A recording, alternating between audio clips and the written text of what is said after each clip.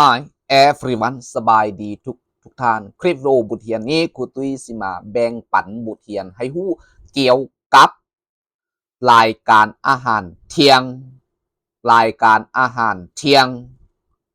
ก่อนอื่นหมดจานตุ้ยสิแนะนำ4ของตัวหนังสือสีดำนี้ก็คือศัพท์ภาษาอังกฤษส่วนสีแดงอยู่ในวงขอนี้ก็คือเสียง IPA หรือว่าเสียง phonetics และสีฟ้านี่ก็คือเสียงเทียบอ่านภาษาลาวส่วนสีเขียวนี่ก็แม่นคำแปลภาษาลาวไปอ่านหัวข้อและไปเรียนรู้ว่ารายการอาหารเที่ยงมีหยังแด lunch menu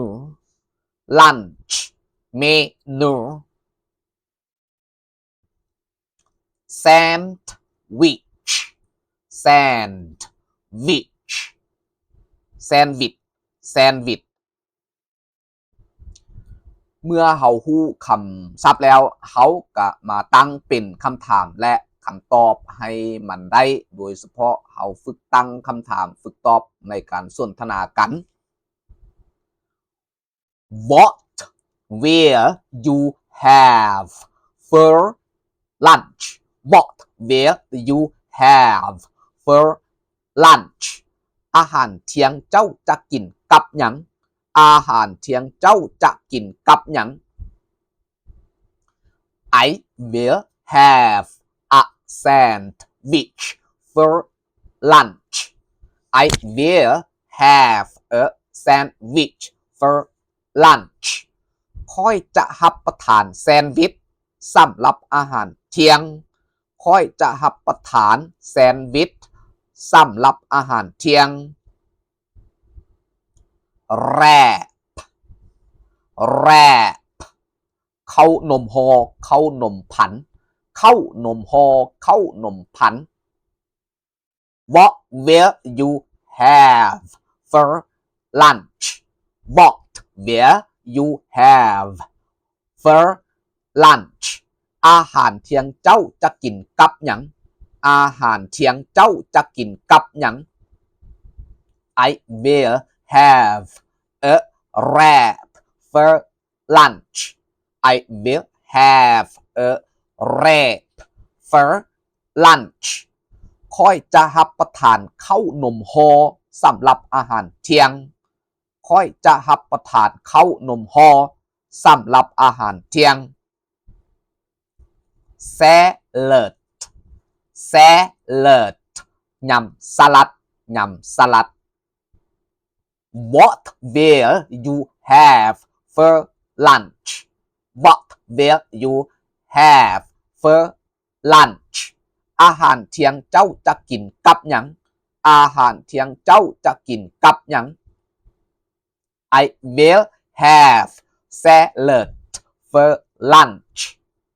I will have salad for lunch. ค่อยจะรับประทานยำสลัดสำหรับอาหารเที่ยงค่อยจะรับประทานยำสลัดสำหรับอาหารเที่ยง soup ซุปแกง What will you have for lunch? What will you have for lunch? อาหารเที่ยงเจ้าจะกินกับหยังอาหารเที่ยงเจ้าจะกินกับหยัง I will have soup for lunch. I will have soup for lunch. ค่อยจะรับประทานซุปแกงสำหรับอาหารเที่ยงค่อยจะรับประทานซุปแกงสำหรับอาหารเที่ยง burger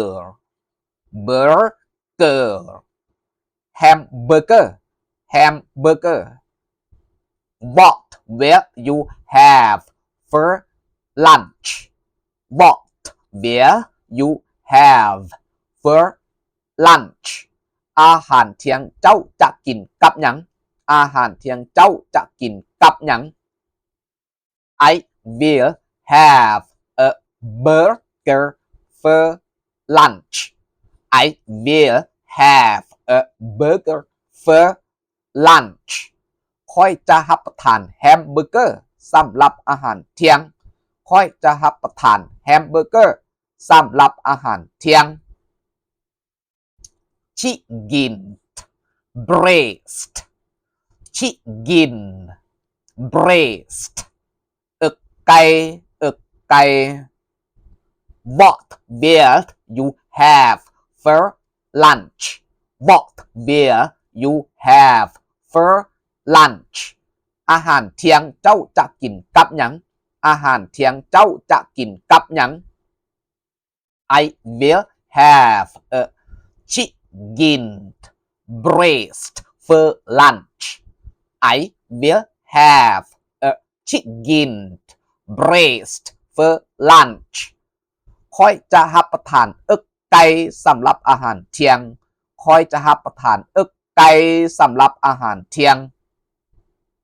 tuna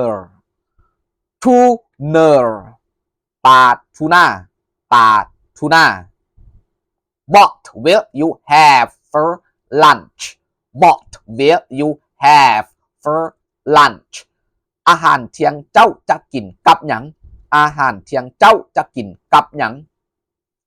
I will have a tuna for lunch I will have a tuna for lunch ค่อยจะรับประทานปลาทูน่าสำหรับอาหารเที่ยงค่อยจะรับประทานปลาทูน่าสำหรับอาหารเที่ยง fries มันฝรั่งทอดมันฝรั่งทอด What will you have for lunch What will you have for lunch อาหารเที่ยงเจ้าจะกินกับหยังอาหารเที่ยงเจ้าจะกินกับหยัง I will have fries for lunch I will have fries for lunch ค่อยจะรับประทานมันฝรั่งทอดสำหรับอาหารเที่ยงค่อยจะรับประทานมันฝรั่งทอดสำหรับอาหารเที่ยง chips ตอนมันฝรั่งทอดตอนมันฝรั่งทอด What will you have for lunch What will you have for lunch อาหารเที่ยงเจ้าจะกินกับหยังอาหารเที่ยงเจ้าจะกินกับหยัง I will have chips for lunch I will have chips for lunch ค่อยจะรับประทานตอนมันฝรั่งทอดสำหรับอาหารเที่ยงค่อยจะรับประทานตอนมันฝรั่งทอดสำหรับอาหารเที่ยง pizza